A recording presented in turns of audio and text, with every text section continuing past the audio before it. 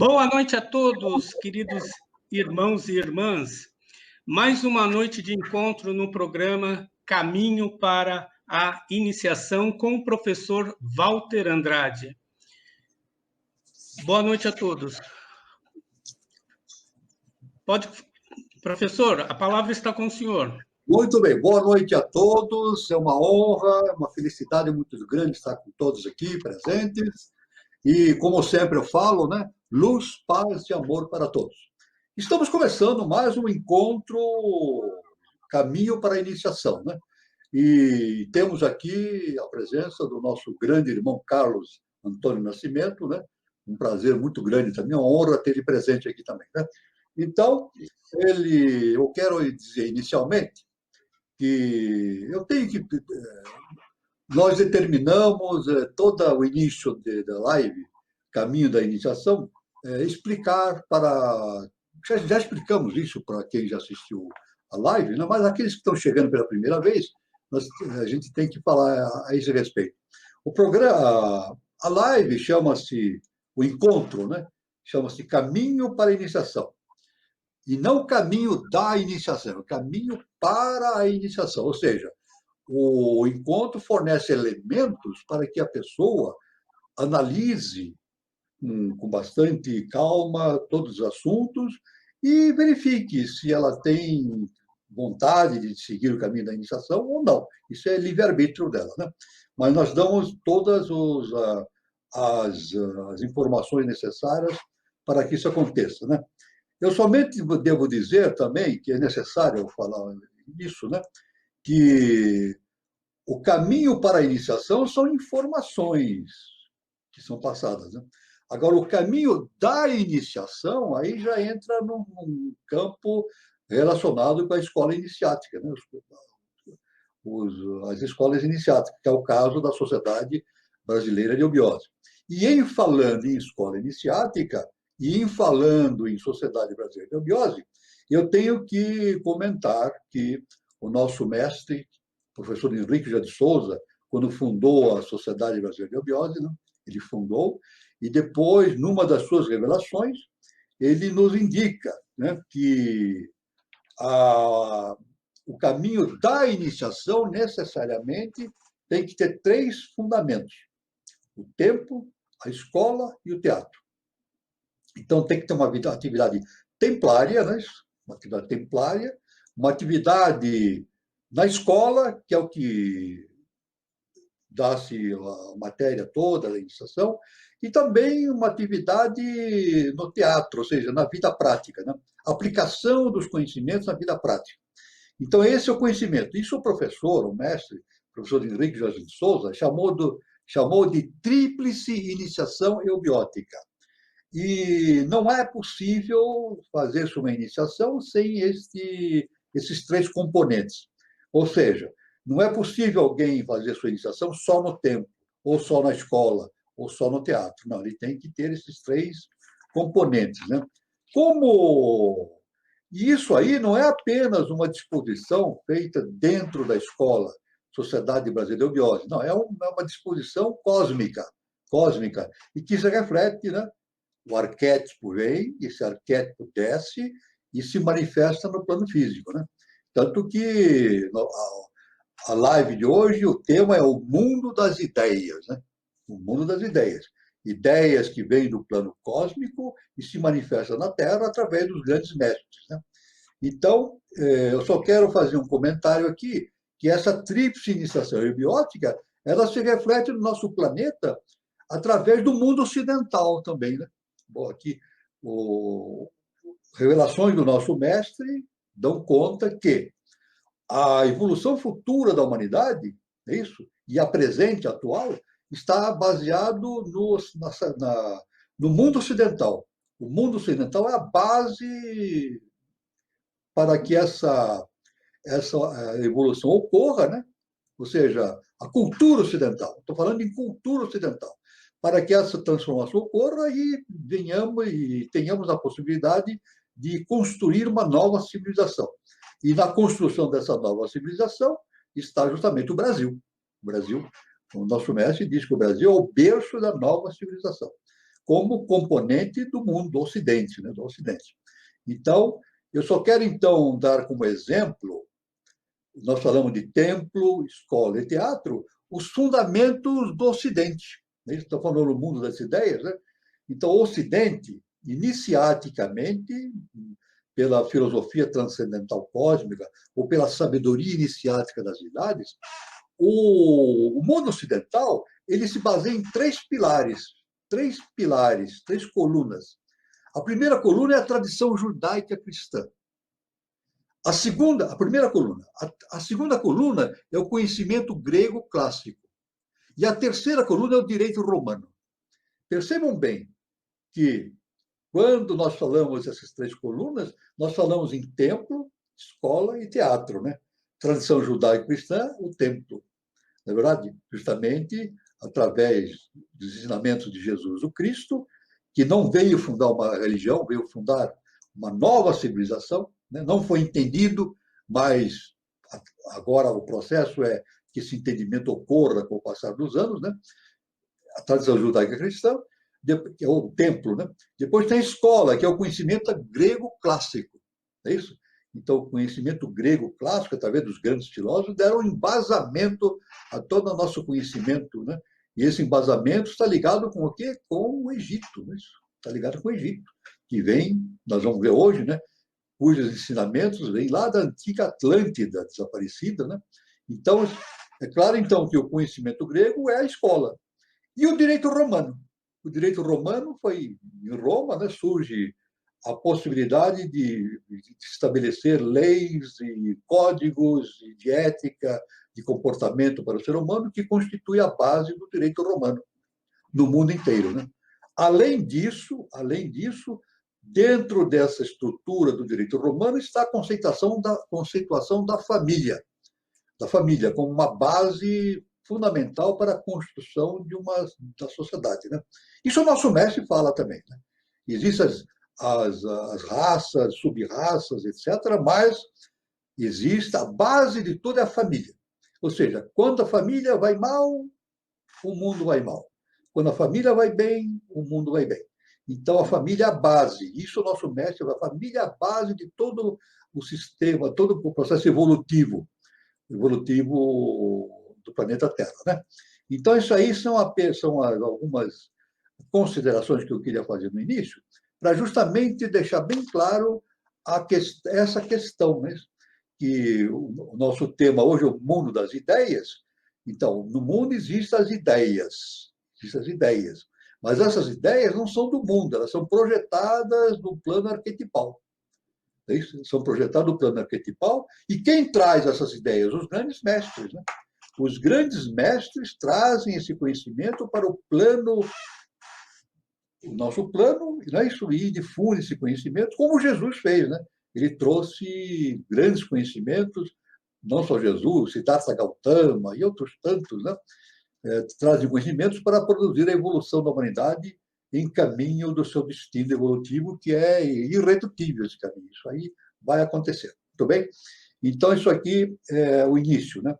Nós podemos, continuando a nossa apresentação, que tem uma ligação profunda com o que o tema foi tratado na live passada, né?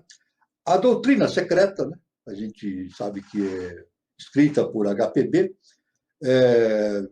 foi, pois, a religião universal no mundo pré-histórico, corroborando essa afirmativa com Helena Petrovna Blavatsky, de que nós servimos no início de tudo, ou quando a evolução ocorre, né, se dá com ela fica pregada por uma humanidade divina ou superior aos olhos da humanidade, imatura, etc. Então, quer dizer o seguinte, a HPB já falava isso, né? Que teosofia, na verdade, não é... Teos é Deus, sofia é conhecimento, sabedoria, né? Então, teosofia não é sabedoria dos deuses, simplesmente, conforme a HPB. Não. Teosofia significa o conhecimento trazido do mundo dos deuses para o plano da Terra, pelos grandes mestres. Então, isso aí é o sentido da teosofia. Então, é claro que os grandes mestres trazem do plano arquetipal todo aquele conhecimento, né? E eu, particularmente, também chamo de filosofia transcendental cósmica, trazem para o mundo, é isso, para propiciar o desenvolvimento da humanidade. Né? Então, são provas dessa difusão desses conhecimentos. A gente pode citar, seguindo o roteiro que nós estamos indo, né?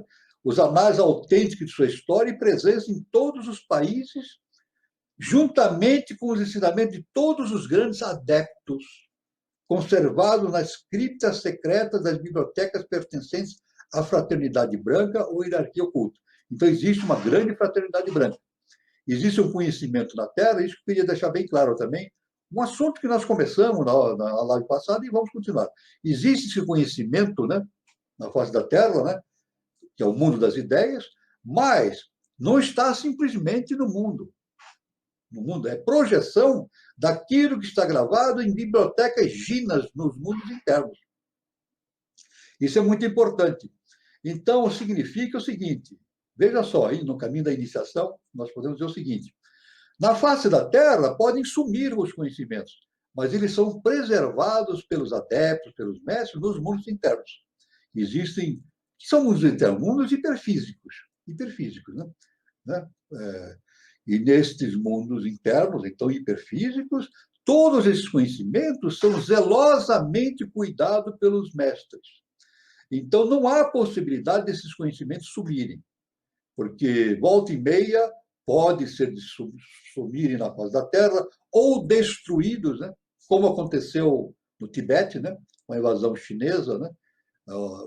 Houve uma destruição dos templos, de documentos, etc., uma grande destruição que aconteceu, né, na invasão, mas, veja bem, aquela invasão destruiu a parte física, mas a parte hiperfísica, a raiz daquele conhecimento, ficou preservada nos mundos internos. E o nosso mestre fala que esse conhecimento foi trazido para o Brasil. Foi trazido para o Brasil também, né? Então, isso aí é muito importante ver que a lei é justa e perfeita. Ela protege todos os conhecimentos porque faz parte desse conhecimento transcendental, cósmico, superior. Né? Tais afirmações estribam-se em vários fatos, nós podemos afirmar, e isso que estou falando, as bibliotecas, né? Tradição de milhares de pergaminhos antigos, salvos, por exemplo, quando a Biblioteca de Alexandria foi destruída por um incêndio. A Biblioteca de Alexandria foi destruída por vários incêndios, inclusive uma produzida por Júlio César. É isso? Mas Júlio César, há registros históricos que ele disse que a intenção dele não era botar fogo na biblioteca, é que ele lançaram bolas de fogo, né, sobre Alexandria por motivo do domínio romano, né, que pretendia restabelecer o seu domínio, e incidentalmente caiu na biblioteca e pegou fogo. Mas, veja bem, a biblioteca ela foi destruída. Né? Os mestres, entretanto, conservam todos aqueles conhecimentos nos mundos internos. Né? Outro exemplo, as milhares de obras sânscritas desaparecidas na Índia durante o reinado de Akbar. Outro exemplo. Né? A tradição universal existente no Japão e China, de que os verdadeiros textos budistas e comentários que os poderiam tornar inteligíveis, se acham muito fora do alcance do mundo profano. Perfeito? Então, isso aí. Inclui-se, então, o mistério da tradicional fraternidade como o nome de 100 sábios chineses, estreitamente ligado àquela do outro do dragão de ouro, cujo chefe oculto era sempre o Manu ou dirigente deste ou daquele tipo racial. O pouco existente no Livro dos Mortos, também uma publicação um documento muito importante do Egito também é preservado nos mundos internos, né? Mas ainda, e que é um tesouro inesgotável da sabedoria, para os que sabem ler através da letra, não da letra que mata, mas do espírito que vivifica, né? Então, outrora, na tradição indiana, cujos comentários secretos únicos que poderiam tornar-se ilegíveis os Vedas, embora inacessíveis para o profano, acham-se ocultos em grutas e criptas secretas, também os Vedas. Os Vedas foram publicados. Aliás, os Vedas foram transmitidos para a civilização de Atlântida para a Índia, mas sempre de boca a ouvido, nunca foi escrito. Somente no início da primeira sub-raça da raça ariana, na Índia, isso há 800 mil anos atrás, que os Vedas começaram a ser escritos. Né? Então, escrevendo todo aquele conhecimento transcendental que veio de Atlântida. Então, a gente sempre vê, todo esse conhecimento veio de uma raiz superior. Aliás, o homem não faz nada, não é isso?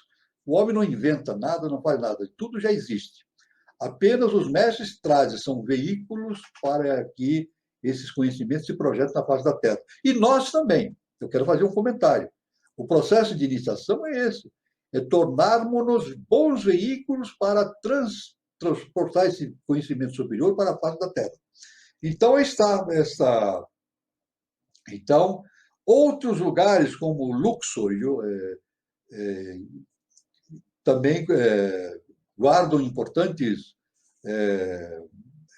documentos nos mundos internos. Né?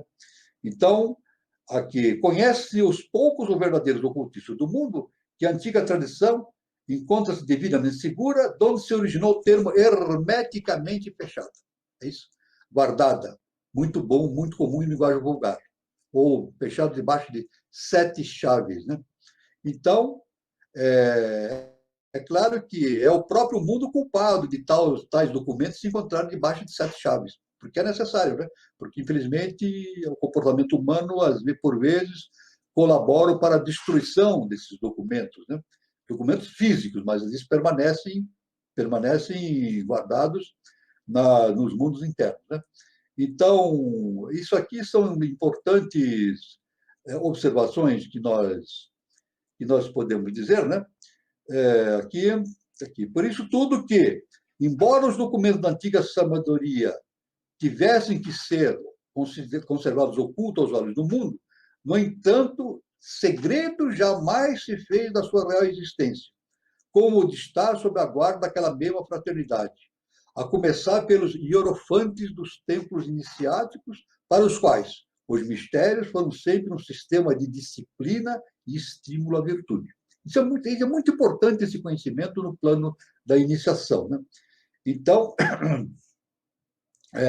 tão arcaicas verdades, não somos os primeiros a dizer, portanto, já o faziam não só os grandes iniciados, como os próprios adeptos, principalmente aos seus eleitos ou discípulos. Né?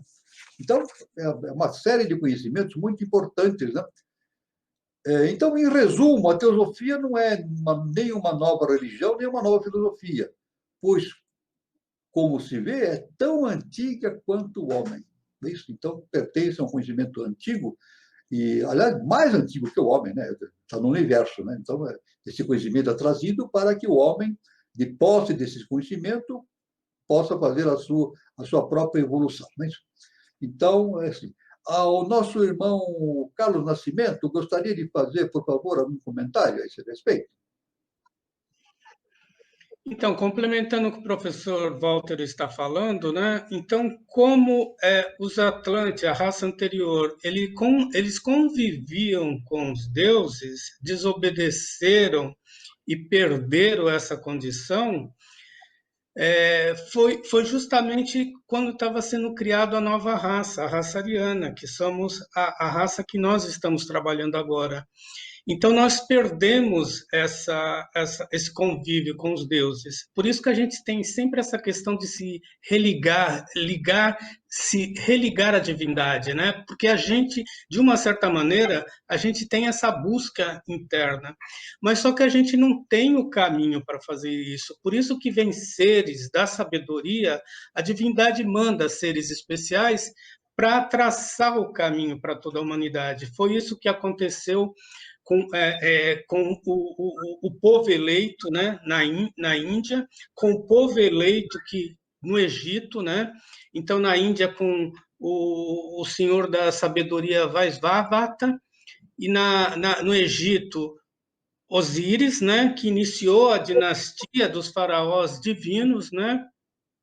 E todo esse conhecimento, ele fluiu no mundo, né? E a gente, como a gente perdeu esse contato com a divindade, a gente tem que desenvolver a nossa inteligência através da ligação com a inteligência criadora. Então, a gente vai desenvolver a nossa evolução através do nosso próprio esforço, né? Mas eu acredito, professor Walter, que a gente vai chegar no momento que, como a Atlântida já está redimida, eu acho que a gente vai chegar no momento que a gente vai conseguir resgatar todo aquele conhecimento que a Atlântida tinha, né? Para daí criar uma nova raça dentro desse processo de ciclo, né? De ciclo de evolutivo. Então, ciclo o que é que são? São tempos dentro de uma coisa que não dá para medir o tempo, que é a própria eternidade. A eternidade não existe, nem começo, nem fim, nem meio, né? Então, os ciclos são esses tempos. E o que eu queria colocar é isso, mestre. Mas a gente está no momento também, né? Que a gente está para receber, né? Uma mente superior, né? No momento assim que a gente vê que é fim de ciclo, Kali Yuga, né? Perfeito, Então, não é verdade? A gente está perfeito. na iminência de receber um ser de consciência superior, Maitreya. Então, Verdade. era isso que a gente vai estar colocando aqui para todos vocês, né? Desde da época de todo esse conhecimento do Egito, da Índia, que foi pela Europa e na Grécia, né, tornou-se muito forte, né, com Pitágoras, depois com Sócrates, Platão, né, Platão que inicia para a humanidade muito conhecimento referente à Atlântida, referente inclusive sobre a teosofia, né, mas não como religião, e sim como é, é, é, uma enciclopédia, né? Um lugar onde a gente vai buscar o conhecimento para o desenvolvimento da inteligência humana com a inteligência criadora divina. Perfeito, exatamente. Perfeito. As observações foram perfeitas, né? Isso mesmo. Então, vamos dar uma sequência a esse Vamos. pensamento que o nosso irmão Carlos Nascimento está desenvolvendo, né? No mundo das ideias, né? Ah, Dizendo que, falando e também, novamente, continuando com o cataclisma de Atlântida, né? Como o nosso irmão falou, naquela época, os deuses viviam em comunhão com os seres humanos, viviam na face da Terra. Só que com o cataclismo atlântico, os deuses se interiorizaram, né? E hoje acontece isso. A face da Terra existe e os deuses estão nos mundos internos, nos mundos hiperfísicos. Mas, para que esse contato permanecesse, como o nosso próprio mestre, professor Henrique Jesus Souza fala, para que a humanidade não se tornasse órfã, é isso? Criou-se o isso. sistema de Avatara. Avatara. Então, Avatara significa descida da divindade, descida da lei, da divindade. Então, de tempos em tempos, esse Avatara, esse conhecimento desce, utiliza o corpo físico de um mestre, como o caso de Jesus, né? E, e, e esse mestre, então, espalha o conhecimento. Foi o que aconteceu com Jesus o Cristo, né? Então, ele foi veículo desse conhecimento superior, crístico, né? E nos trouxe esse conhecimento fantástico, né? Que veio concorrer para o surgimento do cristianismo, né? Então, quando deu-se o cataclismo Atlante, parte do povo era sabedor de que o poderia ocorrer. Isso. Tal como hoje observamos uma série de fenômenos estranhos na Terra e alguns cientistas mais conscientes procuram alertar os homens do perigo que estão incorrendo com seus desmandos em relação à natureza. Os atlantes, como o nosso irmão falou, tinham conhecimento através daqueles seres que eram responsáveis pela veiculação da ciência das idades. Isso?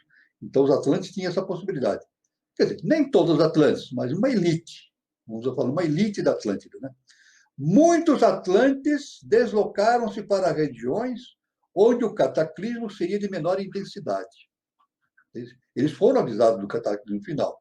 Então, eles foram se deslocando, né? Pois a natureza dá vários avisos antes de promover a sua transformação. Mas parte dos atlantes foi conduzida para a meseta do Pamir, Índia, tendo por condutor um grande ser, que o nosso irmão falou, Vaivasvata. O Noé é bíblico, mas não é bíblico, né? Então, esse ser conduziu uma elite, uma elite de Atlântida para a meseta do Pamir, que é uma região transhimalaíaca, ou seja, está além do Himalaia com relação à Índia. Isso quando aconteceu? Há 1 milhão de anos. E lá formou-se o Império de Irã, que é justamente uma derivação da Atlântida, né? E uma outra parte, como o irmão falou também, foi trazido por um ser chamado Osíris, uma elite de Atlântida, para o Egito. É isso?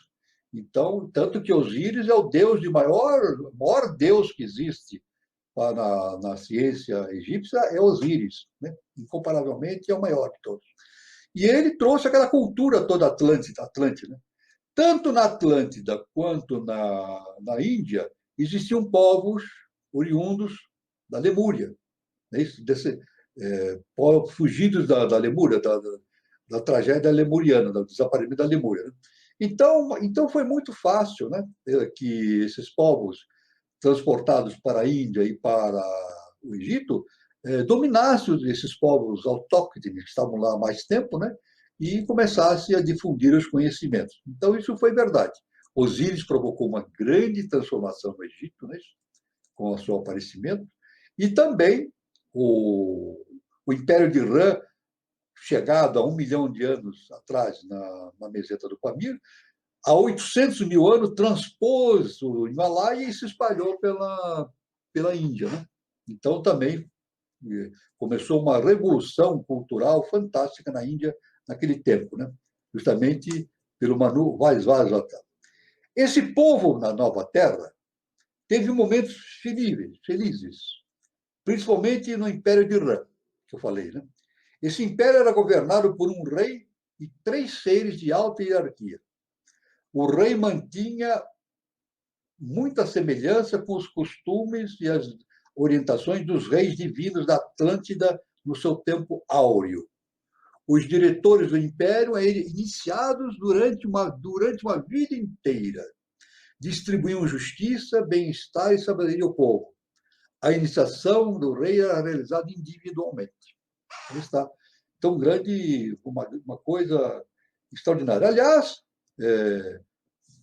proximamente nós podemos até ter uma live sobre um assunto muito importante, que é a sinarquia, né? Sinarquia. Então, nesse tempo, o Império de Irã tinha como sistema de organização social, etc., né? Política e humana, o sistema de sinarquia, né? Com o passar dos tempos, entretanto, como acontece, veio o declínio do grande império e a anarquia foi tomando vulto. A corrupção minou todos os campos da atividade. Então, normalmente acontece isso. É isso? Normalmente, a gente conhece no campo da iniciação esse fato. Os grandes mestres trazem conhecimentos extraordinários, mas grande parte da humanidade não sabe cultivar esses conhecimentos e acaba deturpando, criando vícios de comportamento, etc., que não corresponde àquilo que foi ensinado, né? Isso aconteceu com Siddhartha Gautama, aconteceu no cristianismo, nós sabemos, né?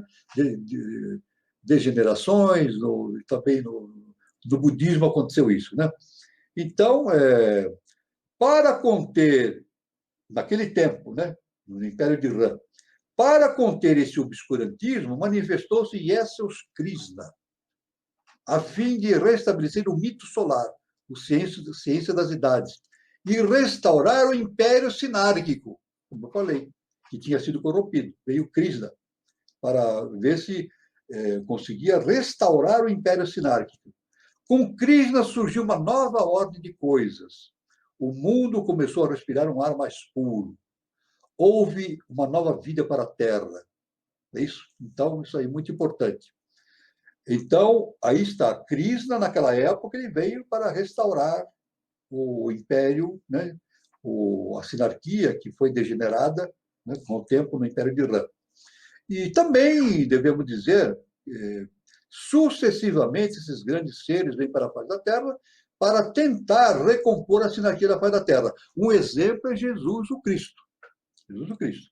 Conforme, inclusive, os ensinamentos do professor Henrique de Souza, Ele não veio fundar uma religião. Aliás, nenhum grande mestre vem fundar religião. Ele vem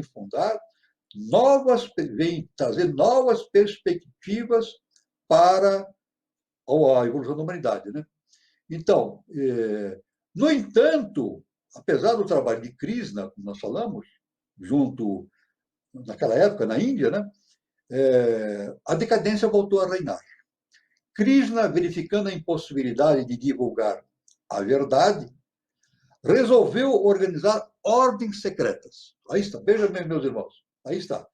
Então, essa é a origem, lá na antiguidade, na Índia, das ordens secretas, perfeito? Com o intuito de proteger os adeptos fiéis à lei. E com o intuito de proteger os adeptos fiéis à lei. Criou a ordem dos Traityumarutas e a maçonaria construtiva dos três mundos, base de todas as ordens secretas e religiosas existentes no mundo. É isso? Meu irmão Carlos Nascimento, para suas considerações, se quiser fazer alguma, por favor, a respeito desses fatos todos. São muito importantes. Por isso que esses seres de luz, né, esses avataras, eles vêm periodicamente para a Terra, né? Porque o homem atinge um grau de inteligência, né, de capacidade, mas ele Exato. entra em declínio, né? Se perde nos vícios, nos desejos, e eles acabam caindo, né? Então precisa vir um novo ser de luz para trazer à tona tudo isso. E a gente percebe que de fato aconteceu isso. Na Índia, aconteceu no Egito, por isso que existe o caminho de Ió, né? Parece que o ser ele traz e ele vai levando conhecimento para outros lugares para ver se germina, né? Se cria um novo conceito, novos valores para o desenvolvimento da evolução da humanidade. Então esse é o caminho de Ió mesmo, né? É uma coisa que Exatamente. realmente tem que ser, né, Justamente, professor? como o nosso irmão falou, esses avataras, né, eles vêm para servir de veículo para a lei, né, para viver a lei, para trazer conhecimento.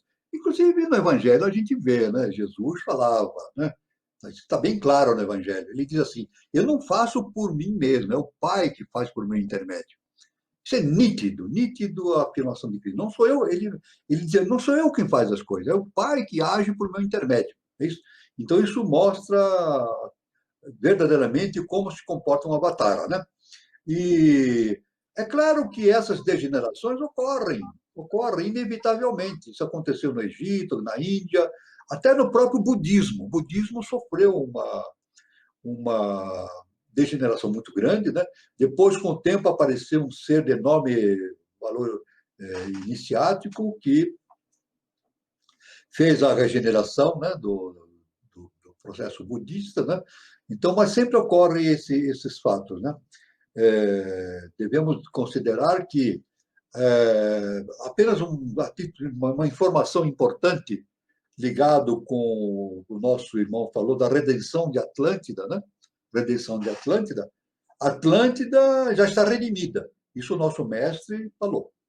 Falou, né? Através de cartas de revelação, ele fala, Atlântida já foi redimida. Mas um fato muito importante para ser considerado nesse momento. Quando Jesus, o Cristo, veio fazer o seu trabalho, um dos trabalhos principais era fazer a redenção de Atlântida. É isso? E justamente ali, na casa de Israel, estavam seres reencarnados do tempo de Atlântida. Olha só como é a história, né? O mundo das ideias funciona. É isso? Estavam reencarnados seres que agiram no processo de degradação da Atlântida. É isso? Então, Jesus veio com essa missão de fazer a redenção de Atlântida naqueles seres que estavam lá reencarnados. E, além disso, ele veio fazer o quê? Estabelecer uma nova civilização. É isso? Isso é estudado na eubiose, no processo iniciático, é estudado com profundidade, né? Quando o Cristo se manifestou, existia um plano cósmico de estabelecer os fundamentos de uma nova civilização. Na época, baseado a parte material com Roma e a parte espiritual com a casa de Israel. Mas, entretanto, Jesus não foi entendido e foi crucificado. É isso? Aliás, é interessante que no próprio Evangelho existe uma evidência muito forte a esse respeito, porque os discípulos de Jesus queriam pregar os seus ensinamentos para os gentios, ou seja, para aqueles que não acreditavam em Deus, os ateus, né? Então, Jesus foi muito claro. Ele falou para os discípulos: não preguem para os gentios. Ide e pregai para as ovelhas desgarradas da casa de Israel. Então, o trabalho dele era com a casa de Israel. Por quê? Por que isso? Porque somente aqueles seres que estavam na casa de Israel poderiam entender. Eles tinham o Velho Testamento, eles tinham todo o conhecimento da antiguidade que veio pelo Velho Testamento, então só eles podiam entender, só eles poderiam entender, mais ninguém. Os gentios, ou os pagãos, né? Pagãos não, aqueles que não acreditavam em Deus, os ateus, né? Não poderiam entender. Então, por isso que Jesus deu essa indicação para os discípulos, né? Aliás, está no próprio Evangelho que Jesus falou assim: não lancem pérolas aos porcos. É isso? Está no Evangelho, não estou inventando, está lá escrito lá. Não joguem pérolas aos porcos. Ou seja, por quê? Porque se a semente iniciática, o conhecimento, for jogado na mão de quem não tem condições de tratar esse conhecimento, isso vai ser jogado na lama. Então, na ocasião, não. Tinha que ser jogado para a casa de Israel, né? Mas, então, na sequência, né? Na sequência, também um outro fato importante: no ano 1370 a.C., o faraó Amenófis IV fundou no Egito a Ordem Rosa Cruz dos Andrógenos. Veja bem, substituindo o lírio antigo, símbolo do poder terrestre, para a Rosa Cruz, símbolo do poder espiritual. Amenófis IV, depois Cunaton, ou Akhenaton, veio restabelecer o culto solar, a fim de promover uma nova ordem das coisas, nova vida, tendo por emblema o disco solar. Teve como oposição no seu trabalho Tutankhamon. Então, a história diz que há registro de que Tutankhamon provavelmente seria o seu sobrinho que morreu de varíola. Isso tem indicações. Mas justamente Amenófis IV, o Akhenaton, ele levou o Egito, né, a acreditar num Deus único. Instituiu o monoteísmo, né? Então, e restabelecendo o culto solar, né? Então é assim: a ordem dos Rosacruzes, como corrente revolucionária, estendeu-se por todo o mundo egípcio, Ásia Menor, Grécia, Roma e finalmente por toda a Europa. Veja o trabalho importante, né? Essa ordem augusta criou a ordem de Orfeu, que levou para a Grécia os mistérios órficos e toda a tradição do mito solar. Tinha dois sentidos, político e militar. Tentou estabelecer o sistema eubiótico dos reinados divinos. Implantou os princípios iniciados da Grécia, daí os mistérios maiores e menores. Essa ordem deu origem à sublime civilização mitológica da antiga Grécia. Veja bem, a civilização mitológica da antiga Grécia. Passaram-se os tempos, quando houve necessidade de tornar público, tornou-se na grande escola pitagórica. Veja bem, quanta coisa, quanto ensinamento esse processo todo aconteceu, né? E nós já voltamos agora o nosso irmão Carlos Nascimento fazendo as suas considerações para enriquecer a nossa exposição. Então, é interessante, né, tudo isso do faraó Amenófis IV, né, o Akhenaton, que resgata, né, todo aquele conhecimento divino dos faraó, né, começado com Osíris, né, tenta instaurar o Deus único, né, e verdadeiro, e todo esse conhecimento ele vai, né, pelo Oriente Médio, né, passa por Israel, passa por Turquia, vai para a Europa e germina, né, na Grécia ele encontra, né, um terreno fértil, né, germina, e Pitágoras, né, absorve todo esse conhecimento. E o interessante também, professor, eu não sei se é mais ou menos nessa época, o senhor que vai precisar a data, os fenícios tentam trazer todo esse conhecimento para o Brasil, né? Através de Badezeiro. Eu acho que é mais ou menos na mesma época. Na mesma época. Está tudo entrosado isso aí. Está tudo entrosado. Então, todo esse conhecimento transita, né, pelo Oriente Médio, pela Europa, e os fenícios também trazem para o Brasil, né, através de Badezeira, através dos seus filhos gêmeos, né, Ietbaal e Etbaal Bey. Bem, isso. Andrógeno. Isso, e Baldezer vem com toda a sua corte para o Brasil, né? E daí também inicia-se uma nova civilização, né? A raça Tupi, eu acho, a raça Tupi gera de tudo isso. Então, se tudo isso, né, tivesse uma continuidade, nós estaríamos num processo evolutivo muito grande, né?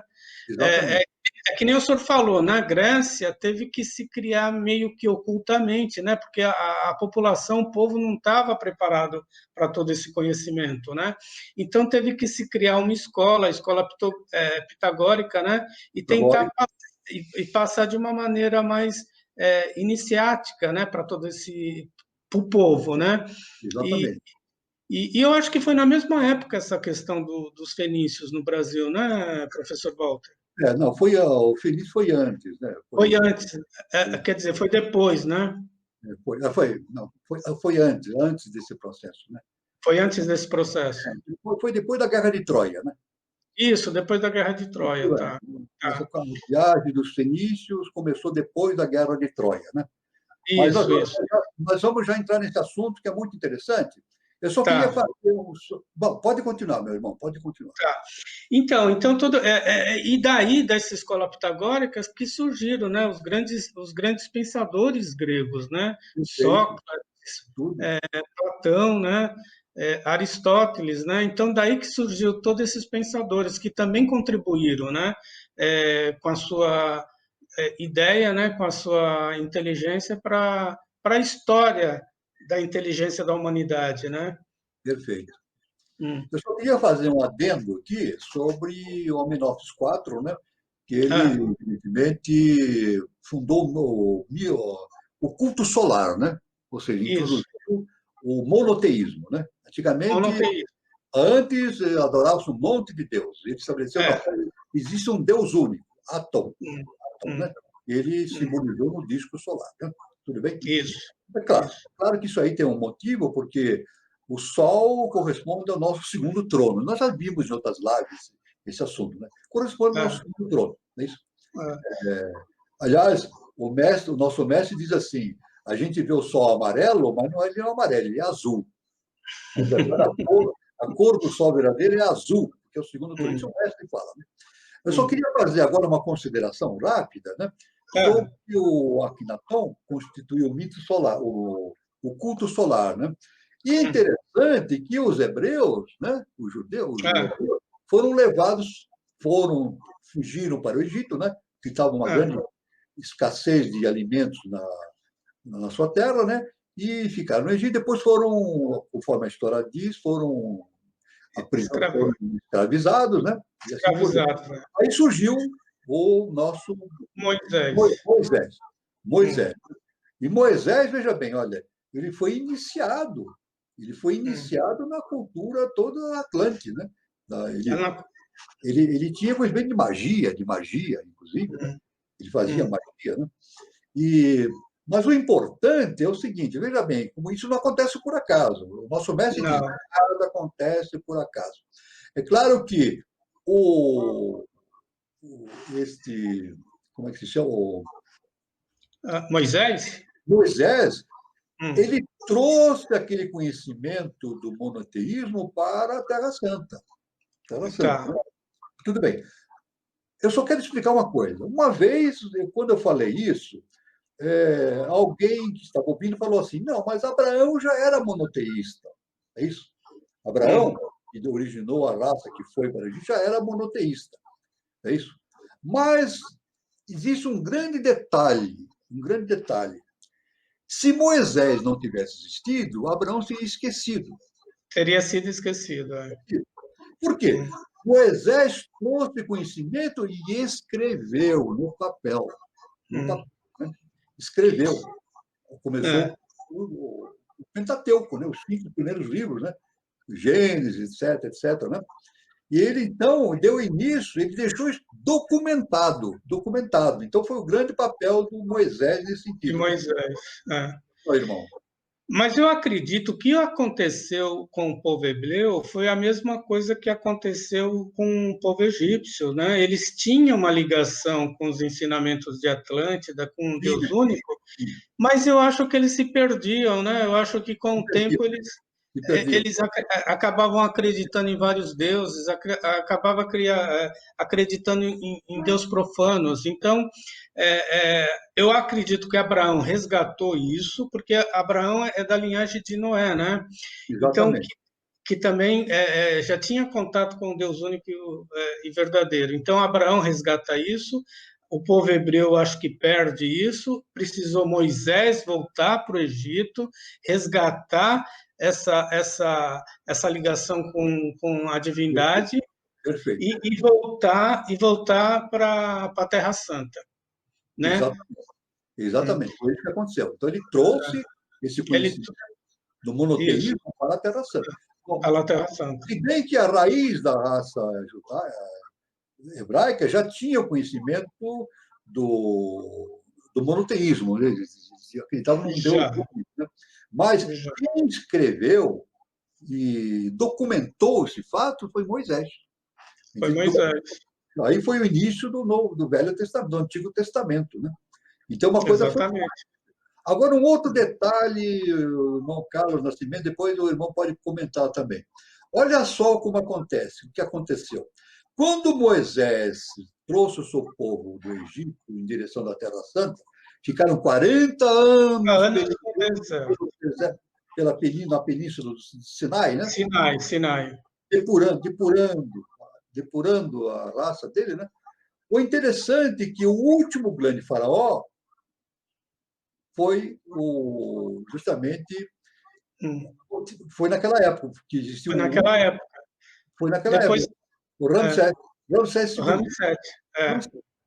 Olha só que interessante. Veja só, os irmãos podem observar o seguinte. Quando Moisés trouxe aquele conhecimento iniciático em direção de Israel, o Egito esvaziou. O último grande faraó foi Ramsés II. E olha só que interessante. O Egito começou a ser invadido. Exatamente. Tornou-se escravo. Os hititas, etc., né, entraram lá, houve uma escravidão. E os romanos dominaram o Egito durante 700 anos. 700 anos. Desde que Otávio derrotou Marco Antônio e Cleópatra, né? Otávio foi lá e tomou conta do Egito, e o Egito ficou na mão de Roma durante 700 anos.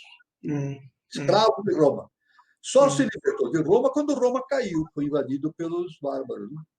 Então, só nesse momento que o Egito se libertou. Eu concordo com o senhor plenamente, professor. Eu só tenho dúvida numa coisa. Tem uma profecia no Velho Testamento que diz o seguinte: e do Egito chamei meu filho. Por que Cristo tinha que voltar pelo Egito? Ele nasce em Belém, ele tem que fugir da Serra Santa e ele tem que passar de novo pelo Egito. O que Cristo tinha que resgatar do Egito? Pois é. Veja bem, o Cristo ele veio então resgatar a Atlântida. Ele veio como fazer o resgate de Atlântida. Isso. Fechou agora. Fechou. Então Moisés eu não entendia isso. Por que Cristo tinha o seu povo, aí tornou a casa de Israel. Inclusive, Jesus era descendente da casa de Israel. Né? Isso. Do rei Davi. O rei Davi. Eu não digo Jesus o Cristo. É o Yoshua ben Pandira.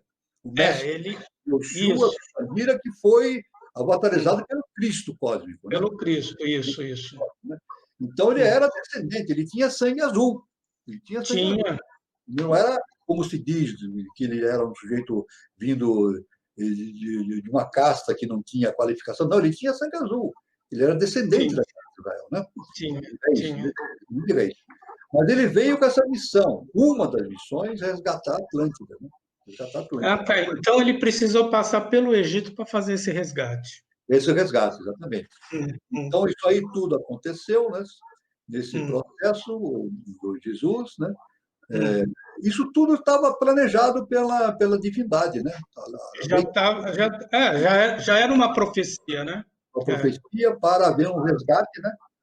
É. Para que e Jesus, o que ele fez? Ele trouxe os conhecimentos iniciáticos da, superiores, né? Superiores. Superior.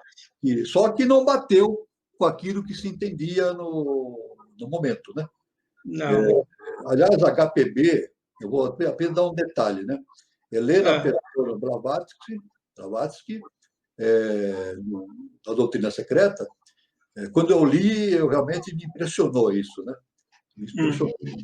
Ela escreve assim, que o Deus bíblico é uma verdadeira impossibilidade lógica. Veja bem, veja bem. O Deus bíblico é uma verdadeira impossibilidade lógica. Lógica. Por quê? Por quê? Veja bem.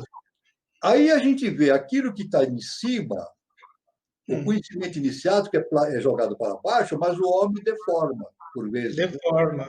Deforma. Então criaram um Deus vingativo, um Deus que todo mundo tinha que ter medo dele, um Deus que se vingava, que só protegia um povo, né? Então, isso aí, realmente, conforme HPB, Blavatsky, não corresponde a uma ideia de Deus. Não. E o senhor falando isso... Só para fazer só um adendo, para depois você fala, só um minuto. Jesus mostrou um Deus totalmente diferente e causou impacto no Israel. Então, Jesus mostrou que é um Deus amoroso, que ama e perdoa, mas não batia com o Antigo Testamento. Não batia com o Antigo Testamento. Então, só para confirmar... Foi um dos motivos da crucificação. Um dos motivos da crucificação. Um dos motivos. Então, só para confirmar isso que o senhor está falando, eu não sei se o senhor já leu sobre os cátaros. Então, os cátaros eles acreditavam em dois deuses. Então, o Deus do Antigo Testamento era o Deus mau, e o Deus trazido por Jesus era o Deus bom, é o Deus amoroso, o Deus, né, que só queria o bem da humanidade. Exatamente. Os cátaros, já falando... Não é, professor? Exatamente. Os cátaros, conforme... Isso no cristianismo não é ensinado no cristianismo, né? Isso faz parte da história e hoje está se conhecendo muito disso através dos evangelhos apócrifos, né? Não é ensinado. Não, mas os evangelhos apócrifos, descobertos em 1945 em Nag Hammadi, na África. Então, aqueles evangelhos apócrifos vieram e dão informações além daquilo que os quatro evangelhos. Isso. Né? Porque os quatro evangelhos foi um papa, ou um concílio papal, um papa que estabeleceu que devia se seguir apenas quatro evangelhos. E os outros deviam ser eliminados. E, realmente, aqueles que possuíam os evangelhos apócrifos foram perseguidos e mortos. Mas seres de hierarquia preservaram esses evangelhos, não é isso? Fisicamente, colocaram dentro de uma ânfora, né? De um vaso, né? E um pastor, com as suas cabras, ele descobriu esse vaso, né? E lá dentro estavam os evangelhos apócrifos, né? E isso veio... Agora, retornando aqui dos cátaros, os evangelhos apócrifos, isso não está no conhecimento cristão, mas os evangelhos apócrifos dão conta que Maria Madalena ela foi a discípula mais importante de Jesus o Cristo. Foi a que mais entendeu. Nunca foi prostituta. Isso aí é uma invenção. Isso aí é uma invenção foi um papa que inventou isso, que ela era prostituta. Não era, nunca foi. Ela era uma mestra. mestra da gnose. Ela tinha o conhecimento da gnose lá da antiguidade, né?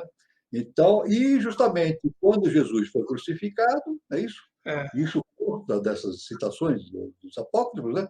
O próprio Pedro colocou Maria Madalena num barco, que dizem até num barco sem remo, sem vela.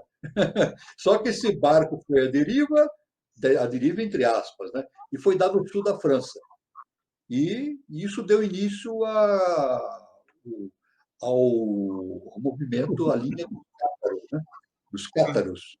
Então, até hoje existe. Quem for no sul da França vai encontrar igrejas, né? Dos cátaros, né? Que é uma escola oculta, secreta, né? Não se pode. Aqui saiu aqui o meu irmão aqui. Eu preciso voltar aqui. Saiu aqui a imagem do irmão, viu? Então, como é que eu faço aqui para voltar a imagem do irmão? Professor, dá andamento aí que ele caiu, mas ele já volta. Tá? Ele caiu. Tudo bem. Mas ele já volta já. Já volta já. Então foi esse o problema, né? Ele caiu, né? Tá bom. Ele caiu. Essa é coisa da internet. Então, os cátaros...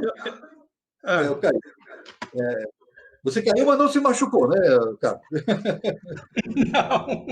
Caiu, mas não se machucou. Então, tá bom. Então, os cátaros, esse foi o irmão falou dos cátaros, foi a origem dos cátaros, né? Até hoje, eu digo, quem for do sul da França vai encontrar os cátaros. Aliás, depois os cátaros foram perseguidos, né, pelo... Foram. Eu acho que os cátaros tinham até ligação com os templários, né? Exato, tinha. Então, isso aí tudo nos remete ao mundo das ideias, né? Ao mundo das ideias. Isso, que é diferente daquilo que a história conta. A história... Aliás, o nosso mestre, eu devo dizer o seguinte, no livro Verdadeiro Caminho da Iniciação, logo no início, o nosso mestre diz: a história precisa ser reescrita, porque a história não está correta. Não. Então, no terceiro milênio, a história vai ser reescrita contando a verdadeira história. E essa verdadeira história deve ser baseada nas raízes do conhecimento iniciático. Então, isso é uma grande revolução que vai acontecer no pensamento humano, no mundo das ideias, né? No mundo das ideias do ser humano, né? Quando eu falei o mundo das ideias, nós falamos o mundo das ideias, estamos falando, significa as ideias que estão circulando na face do planeta, mas que são projeções do conhecimento superior, né? Arquetipal, né? E viram o mundo das ideias nossas, né? Mas isso está em constante transformação. Então, a história deverá ser reescrita, né?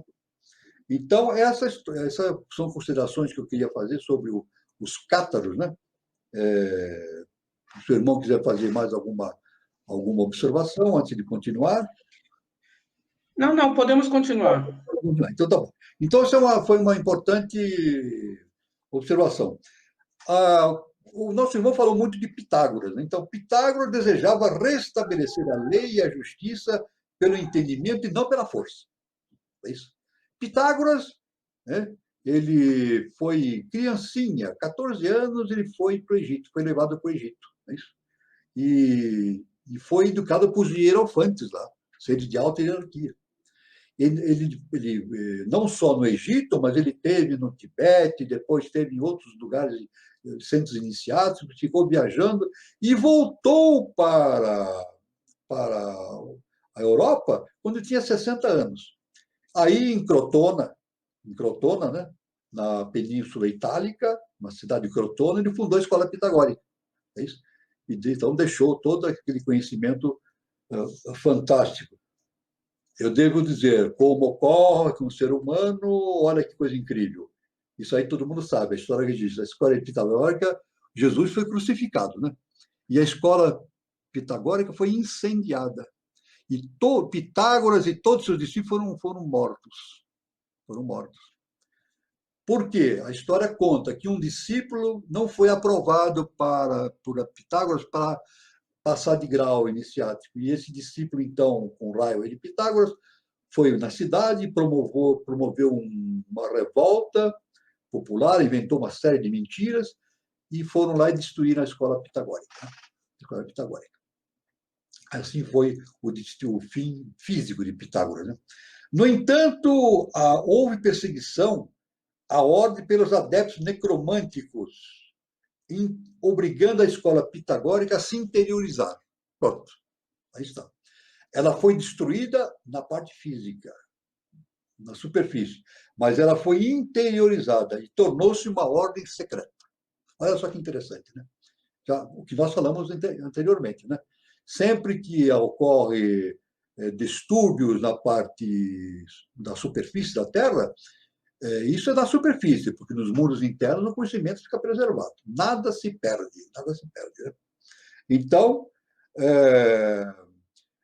tornou-se uma ordem secreta. Nessa atitude, manteve-se até aparecer Platão.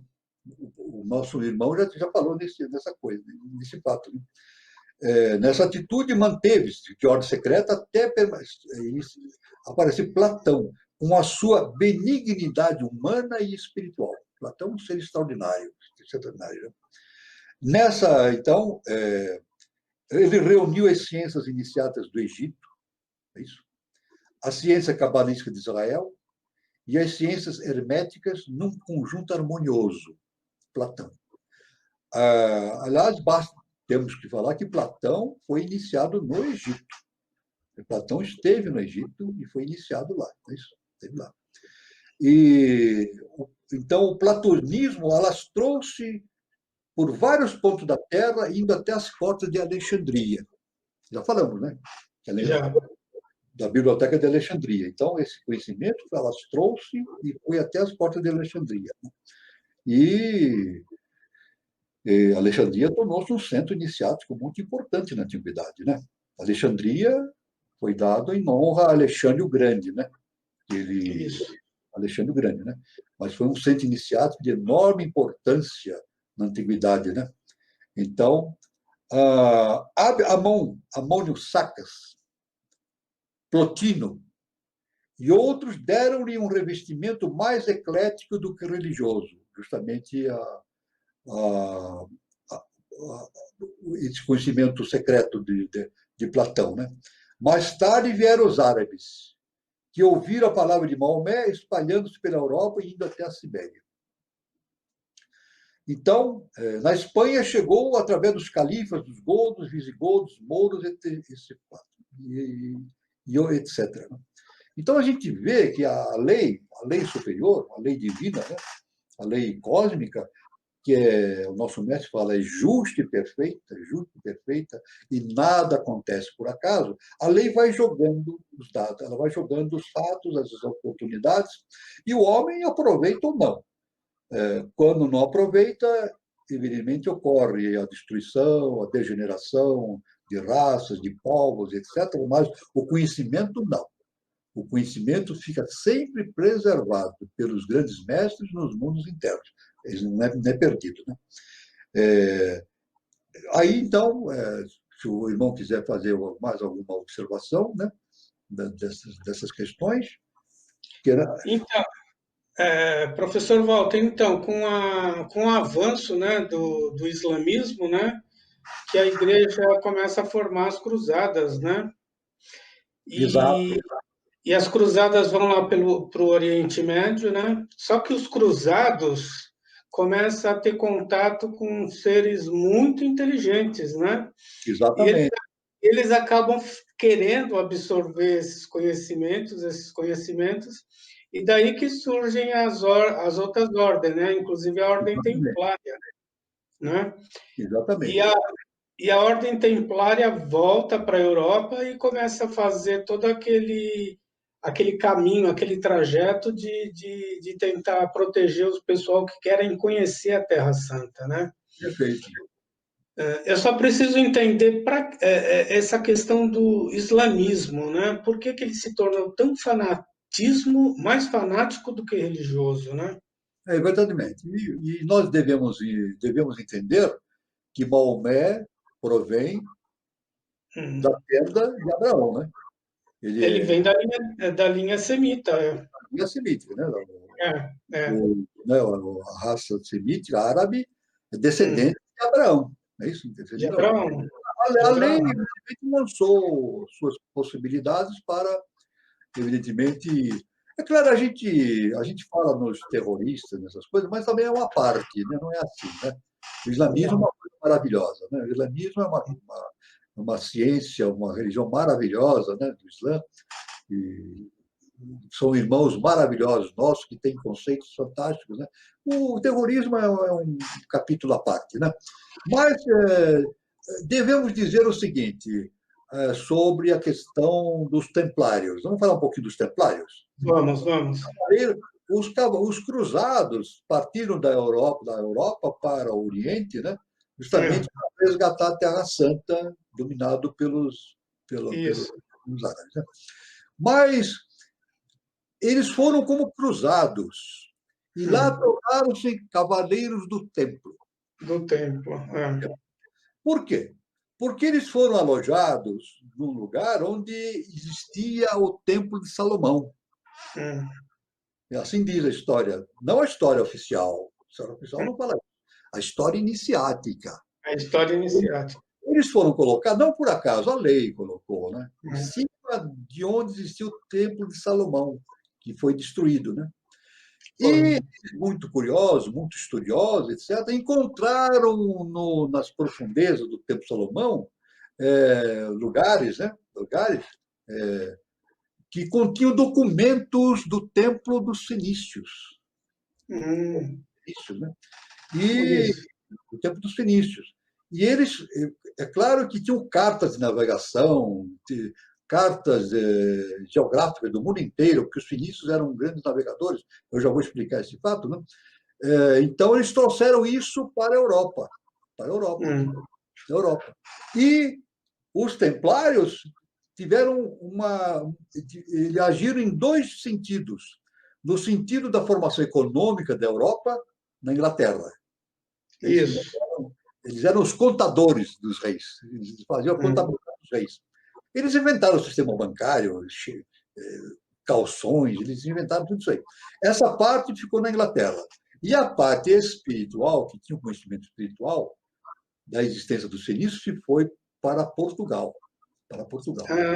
E isso deu a base para que os portugueses fizessem as grandes navegações. Não por acaso, a lei dirigiu isso. É isso? Esses documentos foram para as mãos dos portugueses e os portugueses fizeram as grandes navegações pelo mundo inteiro, pelos 5 mares, 5 oceanos, né? Uma coisa fantástica, né? Pois não. Professor, o interessante do senhor falar isso, que eles encontraram esses documentos fenícios no Templo de Salomão, porque falam que Salomão tinha contato com os fenícios, porque Salomão também chegou no Brasil. Exatamente. As minas de ouro do rei Salomão, acho que eram aqui no Brasil, né? Isso que eu ia falar. Porque foi justamente, olha, no ano 1200, a história 1200 a.C., ocorreu a Guerra de Troia. Isso. Então, os gregos espartanos, 10 anos de guerra, né? E os gregos espartanos venceram. E os fenícios eram grandes navegadores. Isso. Eles faziam comércio pelo Mediterrâneo todo, de cidade em cidade faziam comércio. Só que com a vitória, mas eles não batiam muito com os gregos, eles não se davam bem com os gregos, fenícios. Com a vitória dos gregos espartanos, os gregos dominaram o Mediterrâneo. E os fenícios não puderam mais navegar livremente pelo Mediterrâneo. Não é por acaso, a lei proporcionou. Então, o que aconteceu? Os fenícios, que eram grandes navegadores, saíram no Mediterrâneo e foram para o Oceano Atlântico.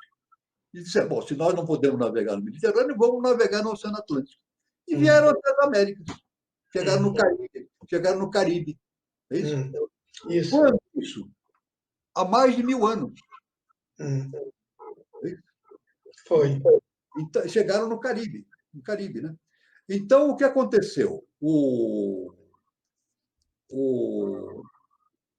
Aliás, a guerra de Troia é de 1200, né? Isso foi por volta de 1100, por aí, né? Então, Isso, antes de Cristo. o que aconteceu, então? Os fenícios encontraram no Caribe ilhas, e essas ilhas já estavam afundando, como decorrência ainda da queda de Atlântida. Atlântida. E lá, numa das ilhas, existiam os tupis.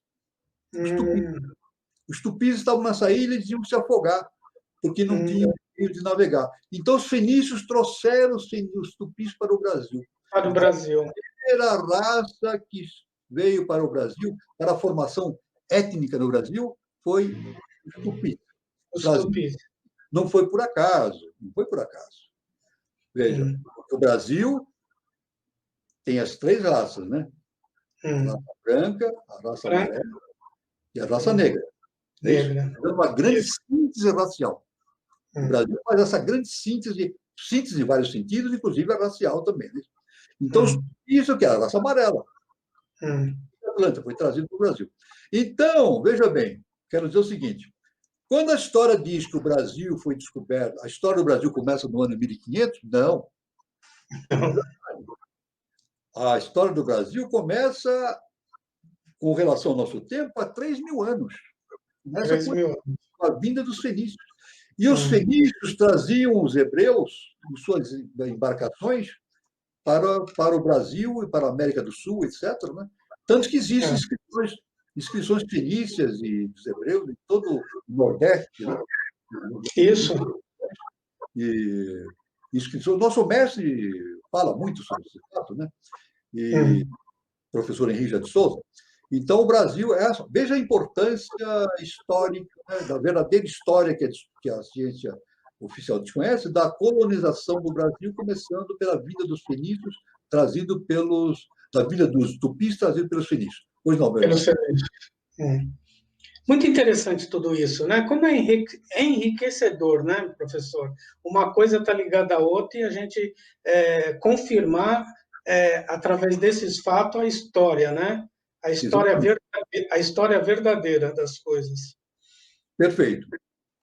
Então, professor, pois não. Nós estamos já com o avançado tempo. Acho que a gente dá uma paradinha para a gente ver algumas perguntas que chegaram. Tudo bem. Depois das perguntas, o senhor conclui aí o raciocínio, o Carlos também. Tudo bem. Antes da pergunta, o senhor quer falar sobre o livro, professor? Por favor. Do livro, eu quero apenas comentar aqui, né? Eu quero mostrar aqui, comentar, né? Que eu lancei um livro aqui, Aurora dos Deuses no Braço de Órion, no dia 22 de janeiro do ano 2020, né? E quem quiser adquirir esse livro, não, ele está no Amazon, livro e-book, né? E-book, baratinho, tá lá. Então, aqui tem 500 páginas. Estou mostrando aqui, professor, na tela, para as pessoas. O livro tem 500 páginas. Está à venda na Amazon, né? Tanto a versão e-book como a capa comum. Tá? Capa comum. Então, quem quiser, esse livro é um caminho para a iniciação, né? Também faz parte desse caminho para a iniciação. Apenas essa coisa. Então, a conclusão é essa nós estamos falando justamente sobre o mundo das ideias, né? Então, essas ideias são plantadas na Terra pela divindade e muitas vezes florescem, mas muitas vezes são degeneradas pelo mau comportamento humano. Né? Mas, inevitavelmente, a história vai progredindo, né? Porque, inevitavelmente, a evolução vai ocorrer. A evolução ocorre inevitavelmente. Né?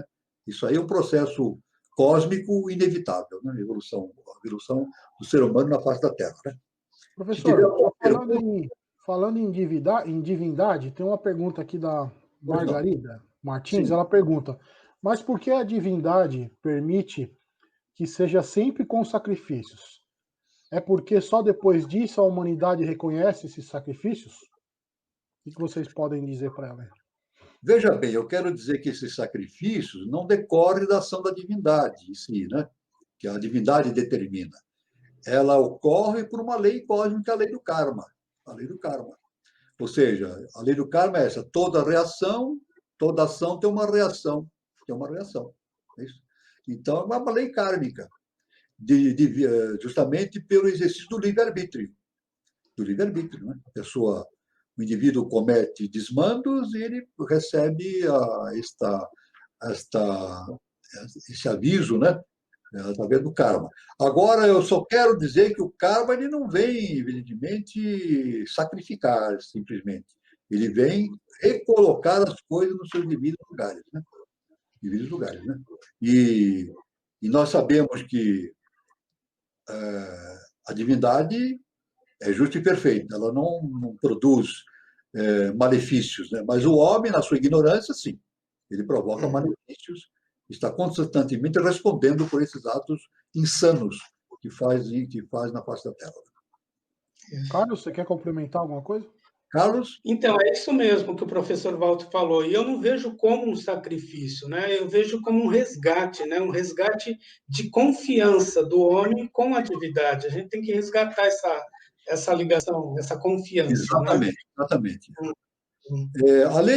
Eu só vou complementar o seguinte: no princípio, no conhecimento iniciático, isso aí o nosso mestre fala, o nosso augusto mestre, professor Henrique José de Souza. Ele diz que a lei age sob duas formas: o rigor e o amor. Age com amor, mas também age com rigor. Perfeito? Então, isso aí é inevitável, inevitável, né? Então, quando não vai pelo amor, o rigor se estabelece para a correção dos rumos, né? Correção dos rumos, porque não tem jeito de acontecer de outra maneira, né? De outra maneira, né? A próxima pergunta é da Andra de Fátima. Ela pergunta: se a Atlântida foi redimida, será que ela está sendo plasmada novamente para uma nova civilização mais adiante? Sim, Atlântida, conforme isso aí é um conhecimento iniciático dado pelo nosso mestre, professor Henrique José de Souza. Atlântida foi redimida no século XX. Houve um momento em que ele declarou: Atlântida está redimida. É isso? Então, é claro que a Atlântida, ela vai. O que sobrou, aquilo que foi redimido de Atlântida, vai colaborar para a formação de uma nova civilização. Exatamente, né? Agora, eu digo Atlântida, aqueles que foram redimidos, né? Os redimidos. Mas existe uma parte de Atlântida, que são o que sobrou de Atlântida, que anda circulando pelo mundo ainda, né? Anda circulando. A Atlântida em si, no contexto do seu comportamento que houve, histórico da sua época, ela foi redimida. Mas existem os remanescentes atlantes que andam pelo mundo, vagando pelo mundo. Né? A gente não pode esquecer isso. Né? Remanescentes atlantes que ainda ficam na parte emocional, agem pela emoção. Né? Pela emoção. A Atlântida desenvolveu o mental inferior, o mental concreto, né? Mas esse mental é dominado pela emoção. Então, é claro que tem os remanescentes de Atlântida circulando pelo mundo, né? Como tem remanescentes lemurianos também. Existem remanescentes lemurianos. Né? Então, nós podemos determinar que esses remanescentes lemurianos de Atlantes fazem a parte das forças antievolutivas. E a elite que trabalha por uma nova civilização faz parte das forças evolutivas. Então, essas forças estão em choque. Estão em choque. No livro Verdadeiro Caminho da Iniciação, o nosso mestre indica, no penúltimo capítulo, ele fala do grande choque entre as duas forças, evolutivas e involutivas. Isso faz parte do processo evolutivo. Esse choque é inevitável, faz parte do processo, para a continuidade da evolução. Falando em Agartha, Pois tem não. uma outra pergunta aqui, o Alex, ele pergunta: a tônica Atlante está sintetizada em qual cidade agartina? Olha, na verdade, a Agartha, ela representa um estado de consciência superior a tudo que a gente possa imaginar no mundo, né? Não é isso? Podemos dizer assim, acima de Agartha está Shambhala. Aí, então, existe um plano, uma consciência cósmica que nós não podemos nem imaginar. Não é isso? É claro que não tem uma tônica Atlante sintetizada numa cidade, né? Não tem uma tônica. A Agartha tem 7 cidades. Cada cidade tem uma tônica específica que vai desde o mundo físico até o mundo átmico, Atman. São 7 cidades, né?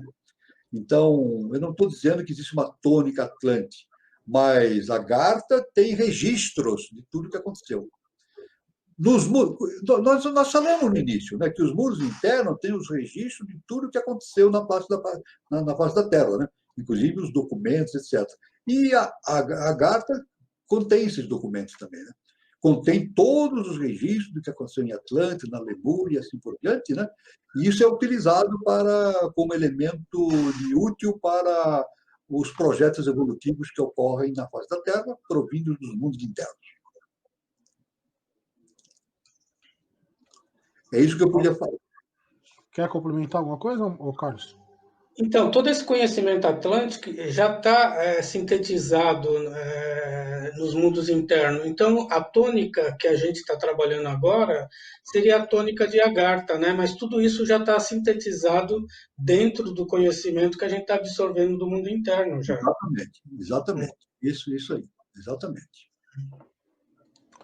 Antes de a gente passar para a próxima pergunta, eu quero só agradecer a audiência de todos aí e citar algumas regiões aqui que eu consegui localizar.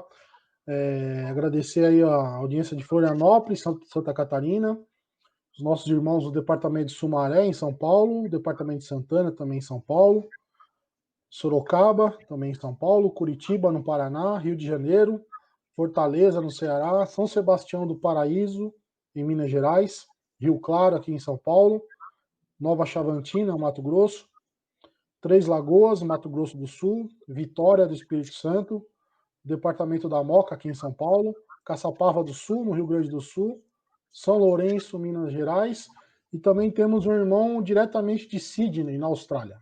Opa! Que legal! Muito bom a todos aí, eu agradeço a audiência de todos. Professor, deixa eu ver aqui mais uma pergunta.